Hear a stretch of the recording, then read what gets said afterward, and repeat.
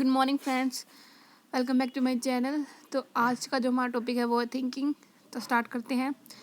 Thinking का क्या मतलब होता है? थिंकिंग का मतलब होता है किसी बात पर सोचना, विचार करना। ठीक है, डेफिनेशन क्या है? Thinking is a perceptual relationship which provide for the solution of the problem. Thinking क्या है? एक परसेप्चुअल रिलेशनशिप है जो हम प्रॉब्लम को सोल्व करने के लिए करते हैं। ठीक है, सेकेंड डेफिनेशन है thinking is a organization and recognition of current learning in present circumstances with the help of learning। हम जितने भी हमारे present circumstances हैं उनको recognize करते हैं, organize करते हैं किसकी हेल्प से? लर्निंग की हेल्प से एंड पास्ट एक्सपीरियंस की हेल्प से, ताकि जो हमारी प्रॉब्लम है वो सोल्व हो सके। ठीक है, ये इनमें से कोई भी डेफिनेशन कर सकते हैं हम। ठीक है, इसके बाद है इसके टाइप्स। थिंकिंग के टाइप्स हैं, पहला कंट्रोल थिंकिंग, फिर है फ्री थिंकिंग, फिर है कन्वर्जेंट और डाइवर्जेंट थिंकिंग, फिर है क्रिटिकल थिंकिंग, फिर है क्रिएटिव थिंकिंग और लास्ट में है कॉन्सेप्चुअल थिंकिंग। तो कंट्रोल थिंकिंग क्या होता है? जिसके अंदर हमारी जो कंट्रोल है, हमारी इमेजिनेशन है, हमारी थिंकिंग पे हमारा कंट्रोल होता है, हम रेगुलेट कर सकते हैं। ठीक है, reasoning, problem solving, creative thinking, ये सब इसके एग्जाम्पल हैं। ठीक है, फ्री थिंकिंग क्या होती है? फ्री थिंकिंग का मतलब हमारा कोई कंट्रोल नहीं होता है हमारी थिंकिंग पर। एग्जाम्पल में इमेजिनेशन और डे ड्रीमिंग इसका एग्जाम्पल है। ठीक है, कन्वर्जेंट थिंकिंग क्या होता है? ये कोग्निटिव प्रोसेस होती है जिसके अंदर हमको सिर्फ एक करेक्ट और सिंगल आंसर चूज़ करना होता है। जैसे कि एमसीक्यूज़ के अंदर हमें एक आंसर चूज़ करना होता है जो कि करेक्ट होना चाहिए, उसे कहते हैं कन्वर्जेंट थिंकिंग। फिर आता है डाइवर्जेंट थिंकिंग। डाइवर्जेंट थिंकिंग क्या होता है कि हम हमारी जो प्रॉब्लम है उसको हम अलग अलग एंगल से देखते हैं, बहुत सारे एंगल हमें यूज़ करने होते हैं, उसे कहते हैं डाइवर्जेंट थिंकिंग। फिर है क्रिटिकल थिंकिंग। क्रिटिकल थिंकिंग के अंदर क्रिटिकल थिंकिंग क्रिएटिव थिंकिंग की बहुत ही ज़्यादा नीड करती है। मतलब इसके अंदर क्या होता है कि क्रिटिकल थिंकिंग के अंदर सॉरी हम करते हैं एनालाइज करते हैं, एक्सप्लेनेशन करते हैं, डिसीजन मेकिंग करते हैं, इवैल्यूएशन करते हैं, ऑब्जर्वेशन करते हैं। ठीक है, तो इसे कहते हैं क्रिटिकल थिंकिंग। लास्ट में है क्रिएटिव थिंकिंग। पहले हम क्रिएटिव थिंकिंग पढ़ेंगे, इसके बाद हम पढ़ेंगे कॉन्सेप्चुअल एब्स्ट्रैक्ट। तो फिर क्रिएटिव थिंकिंग के अंदर क्या है? Creative thinking is the aim that creating something new. Creative thinking के अंदर हमारा जो एम होता है वो क्या एम होता है कि हम कुछ नया क्रिएट करेंगे। It involve both reasoning and imagination. ठीक है, इसके बाद आता है कॉन्सेप्चुअल और abstract thinking. It doesn't require any perceptual और एक्चुअल ऑब्जेक्ट। इसके अंदर क्या होता है कि हमें किसी जो नेचुरल ऑब्जेक्ट की ज़रूरत नहीं होती किसी भी चीज़ को सोचने के लिए, यानी कि ये कल्पना होती है जो हमारे माइंड के अंदर होती है। इसके अंदर किसी की रियल चीज़ होने की जरूरत नहीं है, ये सिर्फ हमारे माइंड के अंदर बिना किसी रियल ऑब्जेक्ट के भी थिंकिंग चलती रहती है। और फिर आता है लेवल ऑफ थिंकिंग, ये है ब्लूम्स टैक्सोनॉमी। ठीक है, इसके अंदर ये जो है इसके अंदर अकॉर्डिंग टू माइंड के लेवल लिखे हुए हैं। ठीक है, तो सबसे पहले आता है नॉलेज, फिर कॉम्प्रीहेंशन, फिर है एप्लीकेशन, फिर है एनालिसिस, फिर है सिंथेसिस, फिर है इवैल्यूएशन। ठीक है, तो सबसे पहले हम पढ़ते हैं knowledge. This represent the lowest level in the cognitive domain. Okay, knowledge is defined as remembering और previous learning material from specific fact to theory. इसके अंदर क्या होता है कि जो हम पहले लर्न कर चुके, जो ऑलरेडी हमारे माइंड के अंदर सेट है, उसको हम दोबारा से पढ़ते हैं, दोबारा से रिमेंबर करते हैं। ठीक है, फैक्ट से थ्योरी के अंदर। एग्जाम्पल क्या हो सकते हैं? जैसे कि व्हाट, व्हेन, हु, ये सारे इसके एग्जाम्पल हो सकते हैं। फिर है comprehension. This level involve understand the meaning of material. इसके अंदर कहते हैं हम हमारा जो मटेरियल है उसका मीनिंग समझने की कोशिश करते हैं, ट्रांसलेट करने की कोशिश करते हैं, and interpretation of the instruction and problem. इसके अंदर क्या करते हैं कि हम कुछ, जैसे कोई बात है, ठीक है, तो हम ऑलरेडी इसके बारे में थोड़ा बहुत जानते हैं, ठीक है, लेकिन फिर भी हम उनका कुछ मीनिंग जानना चाहते हैं। जिसकी एग्जाम्पल के लिए अगर हमारे एग्जाम के अंदर आता है कि कुछ डिस्क्राइब करना है या फिर डिफाइन करना है, एक्सप्लेन करना है, तो इसका मतलब है कि मतलब हम जो पढ़ चुके हैं उसके अलावा उसका जो मटेरियल है उसका अलग से मीनिंग भी लिखना है, यानी कि फुल एक्सप्लेनेशन देना है। उसके बाद आता है application. This level previously learn information is applied. इसके अंदर कहता है जो हमने पढ़ा हुआ है वो हमें अप्लाई करके दिखाना होता है। जैसे कि अगर हमने डाइसेक्शन ऑफ कॉकरोच पढ़ा हुआ है तो हम उसको अप्लाई करके दिखाएंगे, यानी कि प्रैक्टिकली करके दिखेंगे। फिर है एनालिसिस।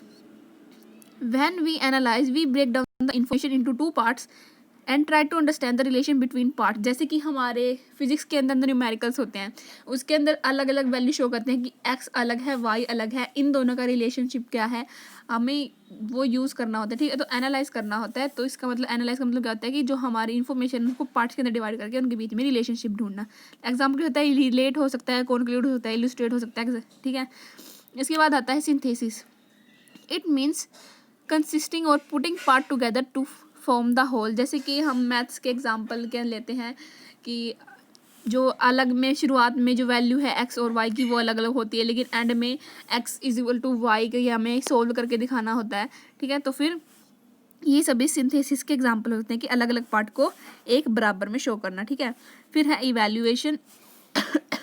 इवैल्यूएशन के अंदर क्या होता है, in this high order thinking we able to make judgement about the ideas और material for given purpose according to this certain criteria. इसके अंदर क्या होता है कि हम जो भी हमारा मटेरियल है, जो भी हमें पढ़ना है, उसको हम डिटेक्ट करते हैं, जज करते हैं, ठीक है। और हमारे अकॉर्डिंग टू आइडिया या फिर हमारे उसके अकॉर्डिंग जो हमने पढ़ लिया है उसको खुद हमारी तरफ से डिटेक्ट करते हैं, यानी कि फुल इंफॉर्मेशन इकट्ठा करते हैं, उसे कहते हैं इवैल्यूएशन। एग्जांपल डिबेटिंग, डिटेक्टिंग और मेजरिंग, ठीक है। ये थे लेवल।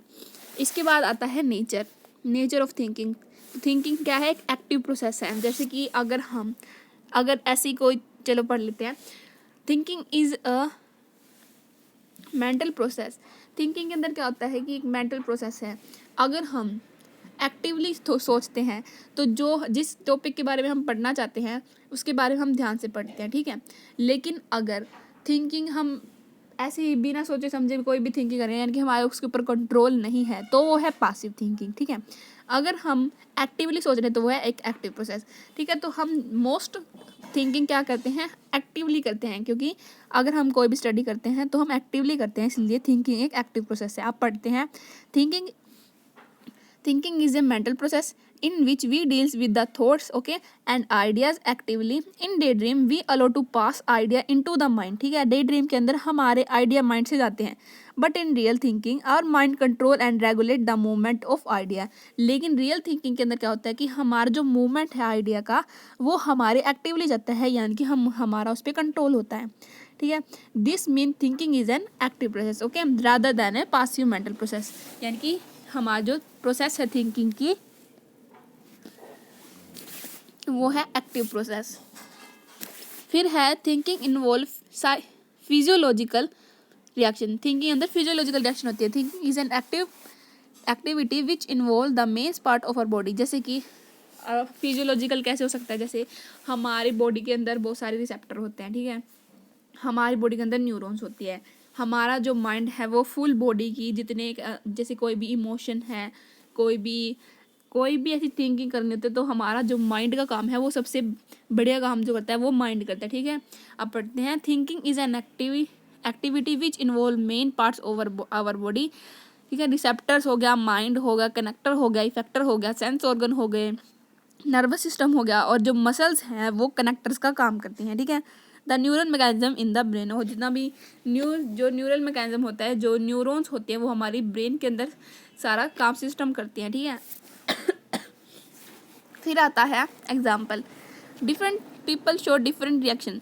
जैसे कि अब हम कैसे कह सकते हैं कि फिजियोलॉजिकल रिएक्शन है, ठीक है। तो अगर कोई भी पर्सन है वो थिंकिंग कर रहा है, कोई तो उंगलियों के साथ खेलता है, किसी के माथे पे रिंकल्स आ जाती हैं, ठीक है। तो फिर कोई नेल बाइटिंग करता है सोचते वक्त, ठीक है। अगर कोई स्टूडेंट है तो फिर वो कई बार रूफ की तरफ देखने लग जाता है थिंकिंग करते वक्त। तो ये है इसके एग्जाम्पल्स। इसके बाद आता है थिंकिंग इज ए मोटिवेटेड और पर्पजिव एक्टिव। थिंकिंग हम क्यों करते हैं, थिंकिंग हम इसलिए करते हैं क्योंकि हमारा पर्पस क्या होता है, हमारा पर्पस होता है प्रॉब्लम को सॉल्व करना, ठीक है। We think because our purpose is to understand the problem and we want to solve it, okay, and also we want to discover the truth. और हम सच्चाई को जानना चाहते हैं, इसलिए तो हम थिंकिंग करते हैं।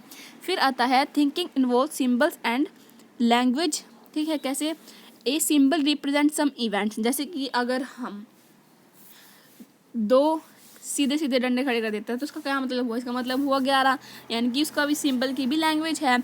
Image concept language are use to instrument of thinking. अगर कोई इमेज है, जैसे अगर हम किसी टॉय की इमेज दिखा देते हैं, उसके बाद हमारे माइंड के अंदर थिंकिंग स्टार्ट हो जाती है, ठीक है। उसके बाद अगर हम कोई भी लैंग्वेज है, जैसे कि किसी और भाषा में लिखा हुआ है, तो हम जानने की कोशिश करेंगे कि कौन सी भाषा है, कि क्या लिखा हुआ है, ठीक है। तो फिर सिम्बल्स और लैंग्वेज से भी हमारे माइंड के अंदर थिंकिंग चलती है। ये है इसके नेचर, ठीक है। आज के लिए इतना ही दोस्तों, थैंक्स फॉर वॉचिंग।